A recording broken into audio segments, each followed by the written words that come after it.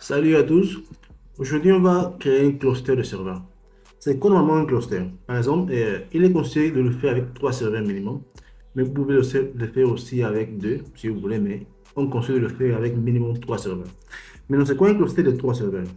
Un cluster de serveurs est un groupe de 3 serveurs interconnectés qui fonctionnent ensemble pour améliorer la disponibilité, la performance et aussi la tolérance aux pannes d'un système. Mais à quoi sert normalement un cluster? C'est à gérer la haute disponibilité. Si un serveur tombe en panne, les deux autres prennent les relais sans interruption du service. Deuxièmement, permet aussi de gérer la répartition des charges. On appelle load balancing. Les requêtes sont distribuées entre les serveurs pour éviter la surcharge. Permet aussi de gérer la tolérance aux pannes. Avec 3 serveurs, le système peut continuer à fonctionner même si l'un d'eux est hors service. Maintenant, moi, j'ai pris le temps de installer d'autres serveurs. Moi, ici, j'ai Proxmox, ici, celui qu'on avait installé au départ. J'ai aussi installé Promos 2 et Promos 3. Chaque serveur contient son propre adresse IP. Mais les 3 serveurs sont sur le même réseau. Vous pouvez voir ici 1.7, 1.12 et 1.16. C'est-à-dire que les 3 serveurs peuvent se communiquer. Maintenant, pour créer un cluster, je vais commencer par ajouter un disque. Un disque qui sera partagé pour les 3 serveurs. Ça, je le fais maintenant parce que pour ne pas le faire après. Je vais le faire maintenant ici, là. Je prends ici le premier serveur. Je, je vais ajouter un disque. Bon, ici, c'est déjà fait. J'ai mis ici un disque à 30 Go. Je le fais dans les autres. Je viens ici dans le deuxième. Je vais ajouter un disque, mais aussi de la même taille que l'autre serveur. Si l'autre a 30 Go, lui aussi doit avoir 30 Go. Je clique sur ajouter. J'ajoute ici un disque, hard disk. Ça, c'est par défaut. La taille, c'est 30 Go aussi. Next, finish. Et, OK. Je fais la même chose pour le troisième serveur. Bon, je vais profiter pour démarrer en même temps. Une fois ajouté le disque, il faut démarrer le serveur. Troisième serveur. Je vais ajouter le disque. Add, hard disk. Next, next, next. 30 Go aussi. Next, et finish. Le disque a été ajouté dans le 3 serveurs. C'est-à-dire dans le 3 serveurs, on a un disque, un second disque de 30 Go. Je vais aussi démarrer ce serveur-là. D'accord. Là maintenant, je pars dans le navigateur. J'ai ici les 3 serveurs. Le premier, le deuxième et le troisième. Ceux qui sont là sont en train de se redémarrer, donc on va attendre. On va commencer par le premier serveur. Une fois que les disques sont ajoutés, on va maintenant créer le cluster. Je vais dans le premier serveur ici, c'est celui qui est là. Je vais cliquer sur le premier serveur ici, sans le donner. Je clique après sur Graph Server. Vous voyez, j'ai ici Graph Server. Je vais cliquer sur Créer un Graph Server. Je clique dessus. Je donne un nom, par exemple, disons, cluster. Je l'appelle comme ça, cluster. Je vérifie l'adresse IP qui est là. Ça doit être l'adresse IP du serveur. C'est .7 qui est là. Je clique sur Créer. Une fois le cluster a été créé, je peux fermer ça. J'ai ici information de jonction. Je vais copier cette information-là. Je vais sur Copier. Là maintenant, je vais passer dans les autres serveurs. Et je vais voir si c'est déjà allumé. Je vais y arriver. On va attendre que le 3 serveurs se démarre.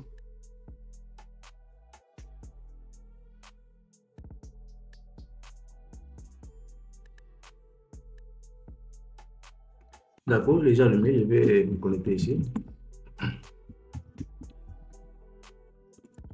Là maintenant, je pars dans le navigateur. J'ai un serveur, j'actualise.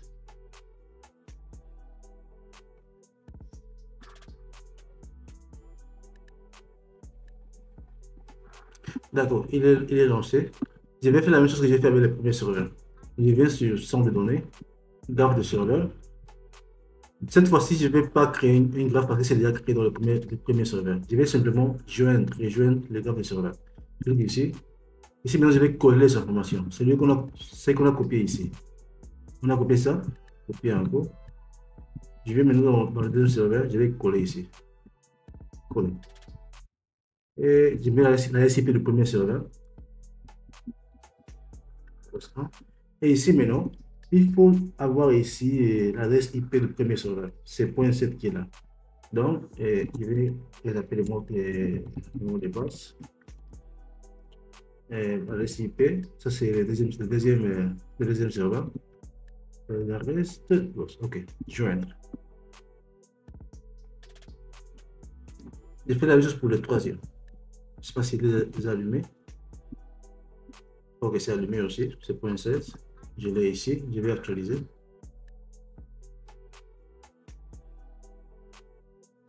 Voilà.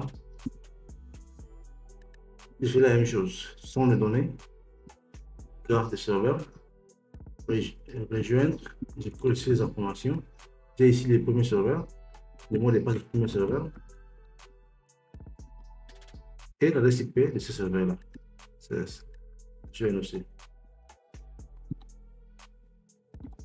Là maintenant, si on vient ici, vous pouvez voir ici que les trois serveurs sont déjà là. C'est-à-dire que tout a été fait. Je peux fermer ça. Bon, je suis en train de connecter.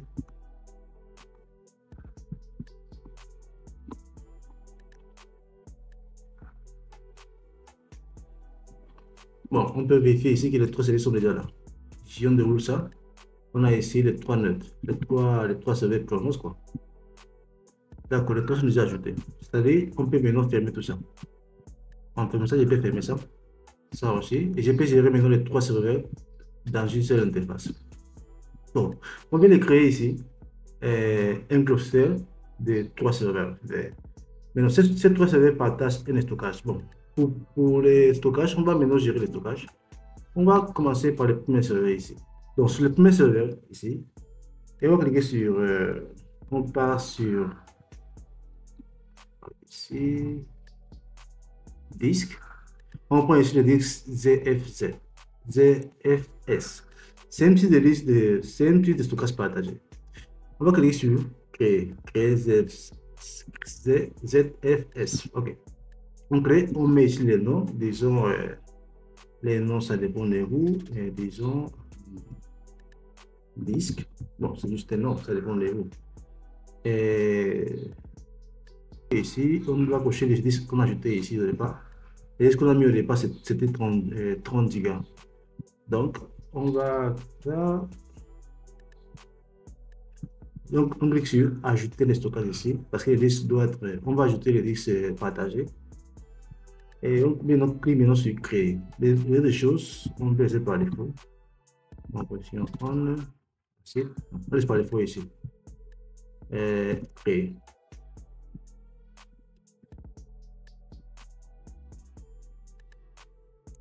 Bon, on a déjà créé les disques dans les premiers serveurs. On les fera maintenant dans les autres serveurs.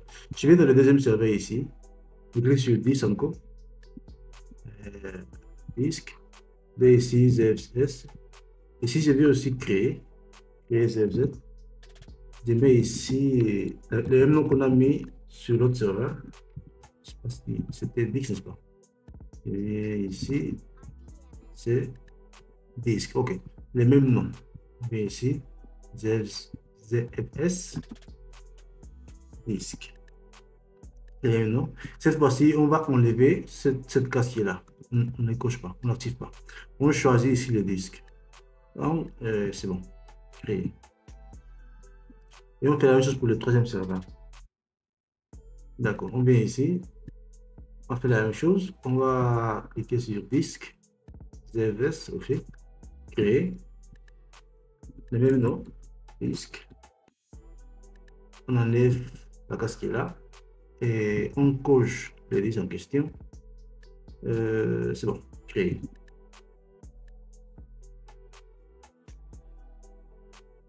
Maintenant, on va relier les trois stockages, les trois disques qu'on vient de créer, les trois disques partagés qu'on vient de créer. On va relier maintenant. On va dans centre de données stockage. On part sur stockage, ici. On a ici les disques qu'on vient de créer. Maintenant, on clique sur éditer. Et la partie contenu. On doit avoir ici les images disques qu'on va, bon, ce qu'on va partager, quoi. Images disques et aussi les conteneurs. Mais non, ça sera partagé pour quelle note? On vient ici, on doit ici avoir les trois serveurs. On va cocher les trois. Donc ils sont là. Et voilà, on a ici PV, PV2, PV3. C'est-à-dire les trois qui sont là. Et Là, maintenant, on clique sur OK. Ça y est, maintenant, si on vérifie, on a ici les trois listes, les trois disques sur les trois serveurs. On a ici disque PV1, disque PV2 et disque PV3. Là, maintenant, on vient de créer un cluster avec un stockage partagé. C'est-à-dire, si on met une chose ici, dès que le serveur sera éteint ici, ça sera transmis pour les autres serveurs. Bon, maintenant, ce qu'on fera, c'est de gérer la haute disponibilité. C'est-à-dire, on va créer maintenant une VM, laquelle on va rendre hautement disponible pour que, au cas où le premier serveur tombe en panne, les autres vont aussi prendre le relais. Donc, ce que je vais faire, je vais dans le premier serveur ici, je vais créer une liste, je vais créer une VM. Je suis sûr, créer une VM ici. Et je vais mettre ici un nom, disons, je l'appelle comment, disons serveur. Je vais ici, c'est juste le nom serveur. Et voilà. Clique sur suivant. Maintenant, pour faire ça un peu rapide, je ne vais pas installer le système, je vais tout seulement créer la machine virtuelle. Mais je vais pas mettre je vais pas mettre ici une image ISO. Je ne fais pas l'installation. Vous pouvez le faire si vous voulez, mais je ne vais pas faire l'installation. Je vais juste laisser la machine virtuelle créée pour que le processus soit un peu plus rapide. Donc, je clique sur ne pas mettre ici le média. Suivant. Là maintenant, ici, à ce niveau, laisse pas défaut, suivant. Et ici, les disques qu'on va utiliser, c'est les disques qu'on a partagés. C'est le disque qui est là. Ici, vous aurez deux. Le disque principal, c'est-à-dire le disque que vous aviez lors de l'installation du serveur. Et vous aurez ici disque. C'est le disque qu'on a créé les partages, que les disques sont partagés dans trois serveurs. On clique ça. Le stockage, je vais mettre ici à 8 Go, 8 gigaoctets. Et c'est bon. Suivant. Et tout ça, on peut laisser par défaut. Suivant. Les moyens, mais ici 800 mégas. Suivant. La carte réseau, c'est bon. Suivant. Terminé. D'accord. Dans le premier serveur, maintenant, j'ai créé une VM. Maintenant, cette VM-là, je vais la rendre hautement disponible. Maintenant, c'est-à-dire, dès que le serveur, bon, par défaut, le serveur, la VM plutôt, sera démarrée dans le premier serveur. Maintenant, si on arrête maintenant le premier serveur, cette VM sera automatiquement envoyée dans l'un des autres serveurs. Ça peut être envoyé dans le deuxième serveur ou bien dans le troisième serveur. Maintenant, pour rendre cette VM hautement disponible, on clique sur la VM ici. Après, on clique sur réplication. À ce niveau, on va ajouter une réplication. Ajouter. Et ça doit être redirigé vers les autres serveurs. On a ici PV2, PV3. On va les rediriger vers les autres serveurs. Donc, je vais commencer par PV2. Et les temps d'attente, c'est-à-dire les temps de programmation, dans chaque combien de temps le serveur sera en écoute. On va mettre ici, sur étoile 15. On va mettre ici 15 secondes, donc 15 minutes. Je vais voir ici, étoile slash 15. OK. Étoile slash 15. Dans chaque 15 minutes, le serveur va aller surveiller les autres, le serveur le serveur de PV2 va aller surveiller la machine virtuelle qui est dans le premier serveur. Et après, les ressources sont placées par défaut. Ça, c'est juste un commentaire. On clique sur créer. On fait la même chose. Bon, on va cliquer. Je vais cliquer sur la même ici. Je vais cliquer sur programmer maintenant. Et on va attendre un peu. Bon, je ferai la même chose pour le troisième serveur. Clique sur ajouter. Ici, maintenant, j'aurai ici PV3. Et dans chaque slash 15 minutes, assurez-vous d'avoir ça activé, créer. Je clique ici, programmer maintenant. Là maintenant, on voit que le deuxième serveur s'est synchronisé avec le premier serveur, avec la VM qu'on a ici. Lui aussi, il est en train de le faire. Lui aussi, il l'a fait. Là maintenant, on va activer la haute disponibilité. Je viens dans le centre de données, on descend jusqu'à H1. H1 veut dire haute disponibilité. Là maintenant, je clique sur ajouter. Et ici, on va sélectionner la VM qu'on va rendre hautement disponible. C'est celle qui est là. On a mis comme nom serveur. L'état, on va cliquer sur, on va mettre ici start, c'est-à-dire le serveur doit toujours rester allumé. Start ici. Et les restes des choses sont placées par défaut. Donc, on clique sur ajouter. on verra que la VM, normalement, va se démarrer. La VM est en train de se démarrer ici.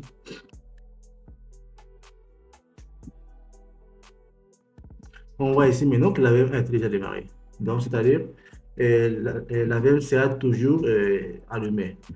Mais non, on a fini avec la haute disponibilité. Ce qu'on fera maintenant, on fera un petit test maintenant. On va arrêter, parce que vous voyez ici le serveur, bon, la machine virtuelle plutôt, est démarrée dans le premier serveur. On va maintenant arrêter les premiers serveurs pour voir si la VM sera déplacée dans un autre serveur. Je vais venir ici, je me connecte avec un autre serveur.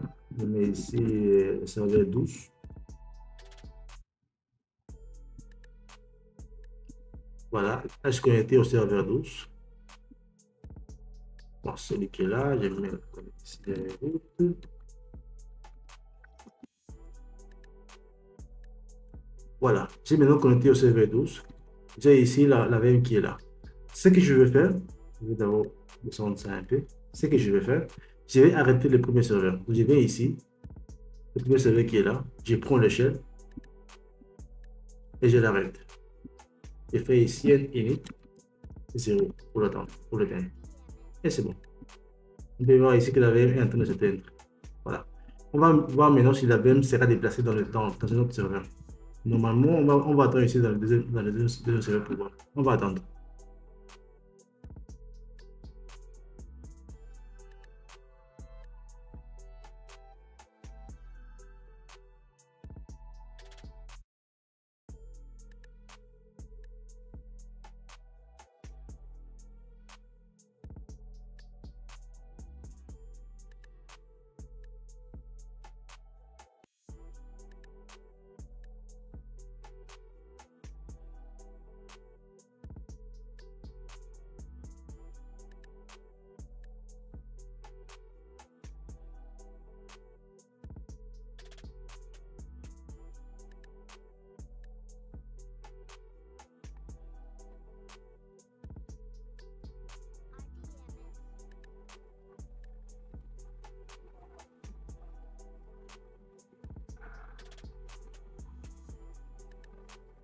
Et voilà, comme on peut le voir, la machine virtuelle a été déplacée dans le deuxième serveur. C'est-à-dire que la réplication et la haute disponibilité fonctionnent correctement. La VM n'est plus dans le premier serveur, elle est plutôt déplacée dans le deuxième serveur. Maintenant, si on fait la même chose, on était le deuxième serveur, ça sera aussi envoyé dans le troisième serveur. Et ainsi de suite. Dès que le premier serveur va s'allumer encore, si on arrête les autres serveurs, ça pourra aussi revenir dans le premier serveur. Donc, c'est comme ça qu'on fait pour gérer la haute disponibilité, la réplication avec ClearMOS. Donc, si vous avez des questions, n'hésitez pas à poser des questions dans les commentaires. Et je vous donne rendez-vous dans la prochaine vidéo.